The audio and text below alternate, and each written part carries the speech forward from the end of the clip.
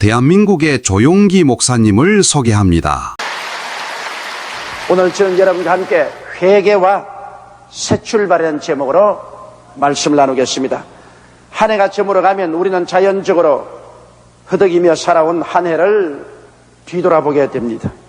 사업이나 장사를 하는 사람들은 1년 사업을 결산하게 되고 새해를 설계하게 됩니다. 우리가 무엇을 하든지 뒤를 돌아보고 잘못된 것을 돌이켜 새로운 길을 만들어 감으로 발전과 희망이 있는 것입니다.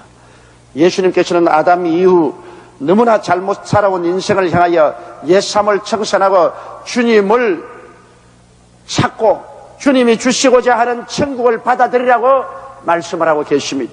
그러기 위해서는 반드시 회개가 있어야 되는 것입니다. 회개가 없는 천국은 있을 수가 없기 때문인 것입니다. 우리들의 내일의 삶도 오늘까지 살아온 뒤를 돌아보고 진정한 회개의 바탕 위에 축복된 내일을 건설할 수가 있습니다. 그러므로 우리는 이 시간에 다 함께 우리가 살아온 1996년을 차분히 한번 뒤돌아보고 깊은 반성과 회개의 시간을 가져야만 하겠습니다. 그러면 우리가 무엇에서 회개를 해야 할까요? 성경에는 하나님께서 시편 1편에 복 있는 사람의 조건을 제시해 놓았습니다. 그러면 그 복 있는 사람의 조건을 우리가 어기면 우리가 복을 이룰 수 없는 사람이 된다는 것을 말하는 것입니다. 과연 우리는 1년을 살아오면서 복 있는 사람의 조건을 구비하고 살았는지, 그렇지 않으면 복 없는 사람의 길을 걸어갔는지 우리 스스로 마음에 손을 얹고 살펴보고 회개하는 시간을 가져야 하겠습니다. 첫째로 성경에는 악인의 꾀를 쫓지 않아야 복 있는 사람이라고 하는데, 우리는 과연 자기도 모르는 사이에 악인의 꾀를 쫓고 살아오지 않았는지 깊이 반성해 봐야 됩니다. 악인이란 어떠한 사람을 말합니까? 에레미야서 2장 11절로 13절에 어느 나라가 그 신을 신 아닌 것과 바꾼 일이 있느냐? 그러나 나의 백성은 그 영광을 무익한 것과 바꾸었도다. 너 하늘아 이 일을 인하여 놀랄지어다. 심히 떨지어다. 두려워할지어다. 야훼의 말이니라. 내 백성이 두 가지 악을 행하였나니 곧 생수의 그런 데는 나를 버린 것과 스스로 웅덩이를 판 것인데 그것은 물을 저축지 못할 터진 웅덩이라고 말씀하고 있는 것입니다. 악인이란 하나님을 등진 사람을 말하는 것입니다. 여러분, 그러나 하나님을 등지고 하나님 없이 살려고 하는 이 온 세상은 성경이 말하기를 악한 자에게 속했다고 말한 것입니다. 아담이 하나님을 섬기며 살 때는 선인이었습니다. 그러나 그가 하나님을 반역했을 때는 악인이 되었습니다. 이스라엘 백성이 하나님을 섬기고 살 때는 순한 민족, 선한 민족이었습니다. 그러나 그들이 하나님을 떠나 우상을 섬기고 나갔을 때는 악한 백성이 되고 마는 것입니다. 우리들도 모르는 사이에 악인의 꾀에 빠질 수 있습니다. 하나님을 점점 멀리할 때 우리는 깊숙이 악인의 꾀에 빠져들어가고 마는 것입니다. 우리가 그러면 우리의 삶 속에 365일을 살면서 과연 선한 사람으로 살았는지, 악인의 꾀에 빠져서 하나님께로부터 복을 받을 수 없는 그런 삶을 살았는지 한번 가슴에 손을 얹고 생각해 봐야 되겠습니다. 우리는 365일을 살면서 주일을 등한히 한 적이 있느냐, 하나님을 섬기는 성의를 귀하게 여겼는지 아닌지 살펴봐야 되겠습니다. 여러분, 주일이 내게 중요하지 아니하고 주일날 교회 나와서 하나님을 예배하고 하나님을 만나는 것이 별로 그렇게 중대하지 않다고 마음에 생각한다면 그만큼 하나님과 마음이 멀어진 것을 표시하는 것입니다. 그만큼 하나님과 멀어졌다면 그만큼 악의 길에 가깝게 나아갔다는 것을 표시하는 것입니다. 주님께서는 한 주일 동안 일하고 주일날에는 쉬라고 말씀합니다. 왜냐하면 주일날 주님이 찾아오셔서 그날을 복되게 하시고 그날을 주님께서 영화롭게 하시기 때문에 주님께서는 성수주일할 것을 우리에게 당부하고 있는 것입니다. 그런데 우리가 주일을 등한히 하면 벌써 주님으로부터 마음이 멀어지고 악인의 꾀에 떨어지기 시작하는 것입니다.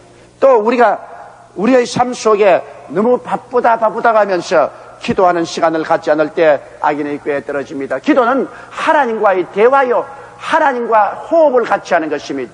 이 세상에 숨쉬지 않으면 살 수 없는 것처럼 기도하지 않으면 영적인 호흡이 거침으로 말미암아 영의 생명이 죽어버립니다. 이 세상에 아무 일이 바쁘다고 해도 숨쉬는 일조차 중지하지는 않습니다. 그처럼 영적인 호흡인 기도를 중지할 정도면 벌써 그 사람은 선인의 길에서 떠나가서 악인의 꾀에 빠져들어가기 시작하는 것입니다. 또한 우리가 현실적으로 살면서 우리의 수입 중에 11조를 주님 앞에 겸손하게 드리고 하나님께 감사했는지 안 했는지 생각해봐야 됩니다.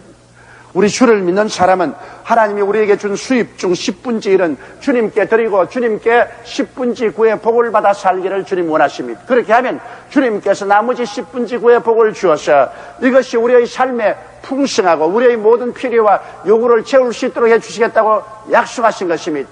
이러므로 인간이 가장 사랑하는 물질 속에 하나님을 인정하고 하나님의 권위를 시인하는 그러한 우리가 삶을 살아야 우리의 신앙이 떨어지지 않습니다. 하나님의 것은 하나님에게, 가이사의 것은 가이사에게 드리라고 예수께서 말씀하신 것입니다.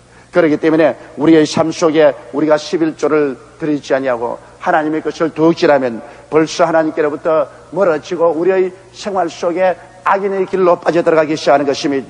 또 우리의 삶 속에 믿음과 순종이 사라져갈 때 우리는 점점 악인의 길을 걸어가기 시작하는 것입니다. 나의 모든 생활을 기도하고 믿음으로 하지 아니하고 하나님 앞에 순종함으로 하지 아니하고 인본주의적으로 인간의 수단과 방법으로 일을 해치우고 하나님을 의지하는 믿음이 우리의 생활 속에 점점 사라질 때 우리의 삶 속에 하나님의 능력을 받아들이지 않습니다. 하나님과 함께 일하기를 거부하는 것입니다. 우리 하나님께서는 이 세상 삶 중에서도 우리와 함께 일하기를 원하시는 것입니다. 하나님은 우리의 짐을 짊어지기를 원하시는 것입니다. 수고하고 무거운 짐진 자들은 다 내게로 오라. 내가 너를 쉬게 했다고 말씀하시는 것은 우리 생활에 주님께서 동참하기를 원하시는 것입니다. 그런데 우리의 삶 속에 점점 믿음과 순종을 떠나서 주님을 제껴버린다면 우리는 악인의 길을 걸어가기 시작하는 것입니다.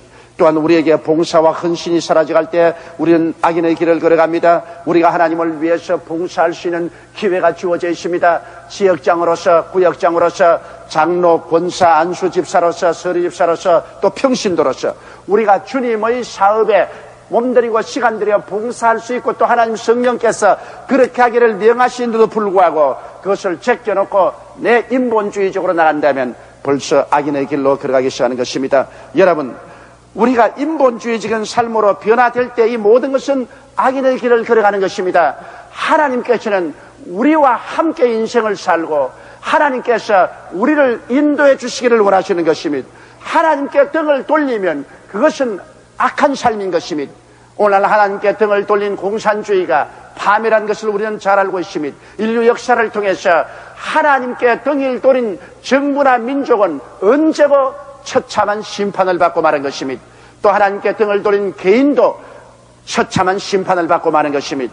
이러므로 여러분, 우리는 성경에 기록한 말씀을 잘 기록해야 됩니다. 시편 127편 1절에 야훼께서 집을 세우지 아니하시면 세우는 자의 수고가 헛되며 야훼께서 성을 지키지 아니하시면 파수꾼의 경성함이 허사로다.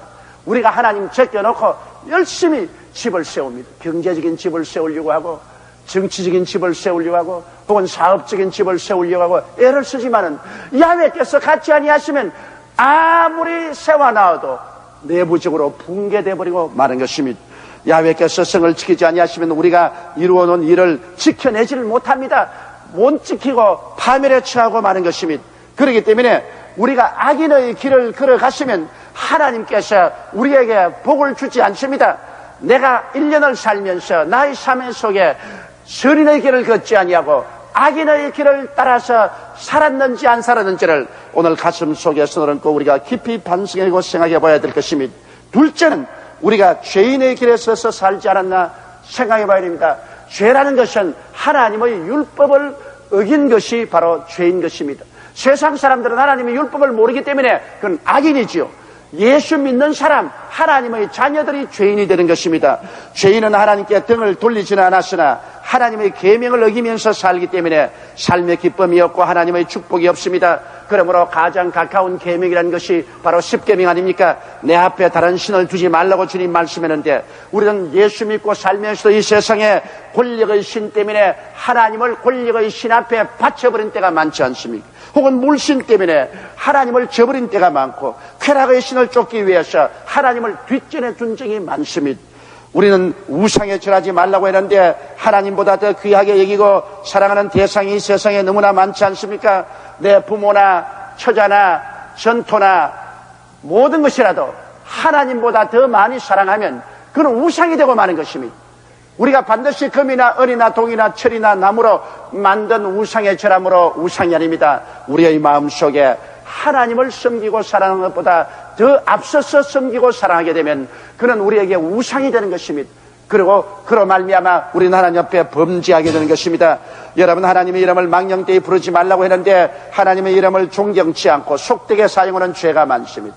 하나님의 이름을 농담 속에 사용하고 하나님의 이름을 저주하는 데 사용하고 하나님의 이름을 장난으로 사용할 때가 많습니다. 이것은 하나님을 공경하지 않고 경외하지 않기 때문에 그런 것입니다.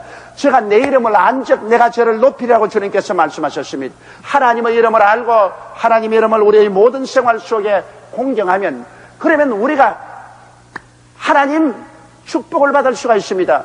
우리는 하나님의 이름을 모든 사람 앞에서 시인하고 공경해야만 되는 것입니다. 이렇기 때문에 우리의 삶 속에 하나님의 이름을 망령되이 부르지 않는가 우리는 생각해 봐야 됩니다. 안식일을 거룩히 지키라고 했는데 여러분 성수주일 하지 않냐고 주일날도 동창 모임, 개 모임 혹은 운동 모임 어떠한 모임이 있으면 주님을 제껴놓고 그 모임으로 뛰어갑니다. 이것은 하나님을 내 편리용으로 믿는 것입니다. 내가 편리할 때 하나님을 섬기고 내가 살아가는데 하나님 섬기는 것이 불편하면 그냥 제껴버린 것입니다. 이것은 진실한 신앙이 아닌 것입니다. 이런 범죄를 통해서 하나님과의 교제가 멀어지는 것입니다. 내 부모를 공경하라고 했는데 여러 부모를 무시하고 업신여기며 존경치 않은 풍조가 오늘날 세상에 가득합니다. 부모와 우리의 관계가 점점 멀어져가고 있는 것입니다. 그러나 성경에는 내 부모를 공경하라. 그래야 내가 세상에서 잘 되고 장수하라고 말하는 것입니다. 우리가 세상에 사는 일에 하나님께 복을 받고 우리가 건강하고 장수하려면 부모를 공경하는 마음을 저버리면 결코 안 되는 것입니다. 살인하지 말라고 했습니다. 그러나 죽이고 싶은 마음, 이것도 정신적인 살인인 것입니다. 우리들은 오늘날 인간 생활에 경쟁이 심하고 인간관계가 악화될 때가 많습니다. 그럴 때 마음속에 죽이고 싶은 마음이 생깁니다. 이러한 것은 바로 살인죄에 해당하는 것이므로 우리는 이것을 회개하고 이 죄에서 돌아서야 되는 것입니다. 가늠하지 말라고 했는데 도덕적인 질서의 파괴가 오늘 우리 사회 속에 너무나 꽉 들어차 있습니다. 오늘 한국에서 보면 매스메디아를 통하여 혹은 여러 가지 잡지를 통해서 이와 같은 도덕적인 문란을 조장하고 있습니다. 이러한 도덕적인 문란은 결국 개인과 가정과 사회를 파괴하고 마는 것입니다. 도둑질하지 말라고 했는데 국가나 타인의 소유를 훔치는 일이 얼마나 많습니까? 우리는 남의 것을 노력하지 아니하고 내 것으로 훔쳐내는 일들, 이것을 사람들은 보지 못할 때 갈지라도 하나님은 바라보고 계십니다. 이러기 때문에 도둑질하지 말라는 것, 여러분 이것을 우리가 깊이 생각해야 됩니다. 부모의 것을 도둑질해도 도둑질하는 것입니다. 남편의 것, 아내의 것을 도둑질해도 그건 도둑질하는 것입니다. 내 이웃을 거짓 증가하지 말라 했는데 오늘날 사회에 무고죄와 참소죄가 얼마나 많은지 말로 다 할 수가 없습니다. 내 이웃을 탐하지 말라고 했는데 우리는 오늘날 얼마나 시기와 질투를 하지 않습니까? 오늘 정치계에서 정치인들이 서로 시기하고 질투하는 것 너무나 많이 보지 않습니까? 사업하는 사람, 오늘 연예계, 오늘 이 종교계에서까지라도 사람들은 자기보다 잘나면 시기하고 질투하고 허리를 잡아 당기고 짓밟으려고 하는 것입니다. 내 이웃을 탐하지 말라. 이것도 하나님이 우리에게 경고하는 것으로서 이것을 어기면 죄가 됩니다. 하나님의 계명은 우리의 거울입니다. 오늘 우리의 모습을 어떻게 보이는지 계명의 거울을 들여다 보아야 합니다. 그리고 우리는 회개해야만 하는 것입니다. 우리가 매일같이 얼굴을 씻고 거울을 들여다보고 우리를 화장하는 것처럼 우리는 계명의 거울을 들여다보고 내가 과연 하나님 앞에서 죄인의 길에 서지 않았는지 살펴보고 늘 회개하렵니다. 우리가 천사가 아닌 이상 죄를 짓지 않은 의인은 하나도 없습니다. 매일매일 같이 우리가 얼굴을 씻고 다시 재치장하는 것처럼 매일매일 같이 우리는 계명의 거울을 들여다보고 우리의 잘못을 회개하고 우리의 신앙의 옷을 빨고 하나님 앞에 정결하게 설 수 있을 때 축복받는 사람이 될 수가 있는 것입니다. 그렇기 때문에 죄를 짓지 않은 사람이 위대한 사람이 아니라 죄를 회개하고 자기를 깨끗하게 씻는 사람이 위대한 신앙입니다. 왜냐하면 죄를 짓지 않는다고 말하는 사람은 거짓말하는 죄를 하나 더 짓기 때문인 것입니다. 우리는 다 매일같이 죄를 짓습니다. 그러나 우리는 매일같이 씻어야 하는 것입니다. 매일같이 회개하고 하나님 앞에 우리 자세를 다시 정비하는 그런 삶을 살아야 하나님 앞에 은총을 받을 수 있습니다. 셋째로 우리는 오만한 자의 자리에 앉지 아니하며 살았는지 살펴봐야 합니다. 오만이란 남을 내려다보고 자기를 과도히 높게 평가하며 거만하게 말하고 행동하는 것입니다. 교만이 다가오면 욕도 다가온다고 잠언서 11장 2절에 말하고 있는 것입니다. 잠언서 16장 18절로 19절에 교만은 패망의 선봉이요 거만한 마음은 넘어짐의 앞잡이니라. 겸손한 자와 함께하여 마음을 낮추는 것이 교만한 자와 함께하여 탈취물을 나누는 것보다 나으니라고 성경은 말하고 있습니다. 여러분, 교만이 가져온 결과를 보십시오. 한강의 기적을 이루었다는 오만으로 오늘 우리 한국 사람들은 끝없이 마음이 부풀어오르고 거품 속에 지금 살아가고 있는 것입니다. 오늘날 수많은 한국 사람들이 해외 여행한다고 나가서 가는 곳마다 어글리 코리안 모습이나 나타내고 태국에 들어가니까 태국의 젊은이들이 나를 와서 한국에 뱀이 주식이냐고 묻습니다. 그래서 왜 그러냐니까 한국 사람이 오고 있는 태국에 고브라가 그렇게 많아서 산과 들에 고브라 때문에 겁이 나서 들어갈 수 없는데 한국 관광객이 오고부터 시작해서 어찌나 고브라를 잡아먹었던지 이제 뱀이 없다고 말했습니다. 이거 정말 웃을 일이 아닙니다. 통탄할 일입니다. 이런 아글리 코리안 언제 잘났다고 이 짓을 하고 다닙니까? 내가 생각해봐도 스스로 부끄러운 일입니다. 자기보다 못살고 어려운 환경에 처한 이웃 앞에 의시되며 거만하게 행하는 어글리 코리안이 얼마나 많습니까? 동남아 일대 나가서 그래 자기가 언제 그렇게 잘 먹고 잘 입고 잘 살았다고 의시됩니까? 남을 무시하고 멸시하고 건방지게 놀고 그리고 기본적인 예의 범죄를 다 버리고 비행기 안에서 맨발 벗고 양말 다 벗어버리고 앞좌석에 다리 얹고 구린내 나는 발가락을 내놓고 그러고 도무지 시끄러워 고요하게 잘 수 없어요. 화투 친다고 비행기 안에서. 그리고 호텔 안에서는 그냥 밤새도록 문 열어놓고 고함치고 고스톱하고 라면은 한국 사람이 좋지 김치 라면 그대로 먹고 방 안에 다 쏟아놓고 가고 기본적인 예절조차 모르는 사람들이 뭘 세계화 국제화라고 하고 돌아다닙니까? 그리고 일확천금에 눈이 뒤집혀서 중국 동포들이 가서 싹이나 쳐서 중국 동포들이 자살하게 만들고 생활 기반을 다 뒤에 흔들어 놓고 이것이 오늘날 한국의 현 번지수입니다. 오늘 한국의 경제가 곤두박질 치고 있는 거 다 알고 있잖아요. 높은 임금에 고금융 비용에 고지가에 고물류 비경에 그리고 새로운 창조적인 생산물은 없고 팔아먹을 것도 없고 국제적인 경쟁은 안 되고 그럼에도 불구하고 잘 사는 지하고 의시되고 일 적게 하기를 원하고 힘든 일 더러운 일은 안 하겠다고 하고 망하지 뭐. 망해야 뻔하지. 지금 우리 한국은 개혁하지 아니하면 살아나가지를 못합니다. 뭐 지금 정부나 노동자나 붙어서 야단 법석을 하지만은 정부도 개혁해야 되고 노동법도 개혁해야 되는 것입니다. 개혁하지 않고 옛날 옷을 그대로 입고 오늘 국제화 세계화에 된 이 정면에서 우리가 경쟁에서 살아남을 수 있다고 생각합니까? 사람도 잘하면 옛날 옷은 벗어버리고 새 옷을 갈아입어야 되는 것입니다. 오늘날 세계가 달라졌는데 옛날에 그 옷 그대로 입고서 살아갈 수 있습니까? 우리는 정치적인 동기가 우리 한국의 현실의 정치나 경제 사회를 개혁하는데 들어와서 혼란을 끼치도록 해서는 안 될 것입니다. 냉철한 현실을 따져서 우리가 직시하지 않으면 2년 후에는 한국의 빚이 2천억 달러가 됩니다. 2천억 달러가 되면은 우리 한국 국민들이 그 빚 이자 갚기도 힘이 듭니다. 옛날 브라질처럼 경제는 파탄에 이르고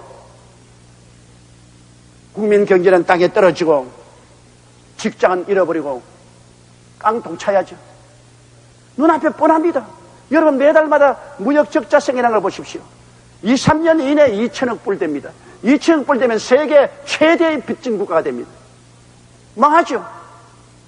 우리도 모르는 사이에 이러한 내리막길을 지금 굴러 떨어져 가고 있는 것입니다. 이러한 현실을 직시하고 오만한 자의 자리에서 내려앉아 겸손하게 가슴을 치고 울며 회개해야 될 것이요, 집단 이기주의를 버리고 국가와 민족이 살아갈 길을 향해서 서로 손을 잡고 뛰어야만 할 것입니다.